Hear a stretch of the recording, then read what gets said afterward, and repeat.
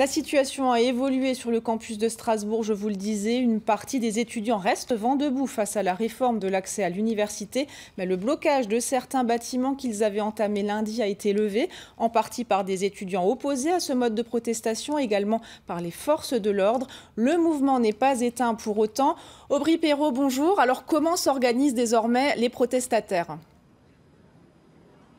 Oui, bien à l'heure où je vous parle, une assemblée générale se tient juste derrière moi, comme hier, vous me direz. Eh bien non, puisqu'ils sont bien plus nombreux, environ 500 étudiants sont en train de débattre.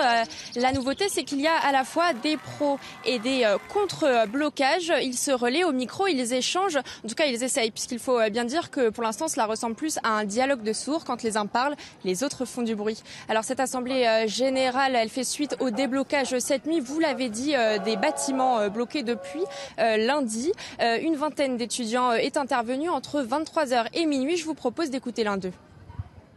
Pendant une demi-heure, trois quarts d'heure, on a commencé à débloquer la fac. On a enlevé les poubelles, les palettes, tout ce qui empêchait et qui obstruait les entrées de tous les bâtiments de l'Université de Strasbourg. Et on a été vraiment soutenu par beaucoup d'étudiants qui sont aujourd'hui venus en masse. On verra ça à la fin de l'AG, mais je pense et je suis assez confiant qu'on votera à la fin du blocage aujourd'hui même. Réveil compliqué donc pour le camp des pros. Ils sont arrivés sur le campus dès l'aube à 6h, accueillis par les forces de l'ordre. Je vous propose de les écouter.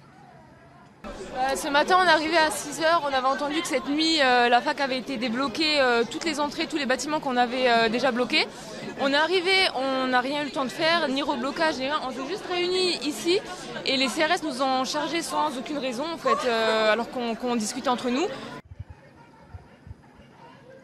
Les pro-blocages ont donc essayé de bloquer d'autres bâtiments de l'université. Ils ont essayé aussi d'occuper le lycée Marie Curie à Strasbourg sans succès. L'université, elle, déclare avoir fermé 5 bâtiments pour la journée. En tout cas, cette assemblée générale, elle devrait voter à l'issue. En tout cas, elle devrait essayer puisque l'ambiance est très houleuse. On suit tout ça pour vous. Merci beaucoup Aubry de nous avoir tenus informés.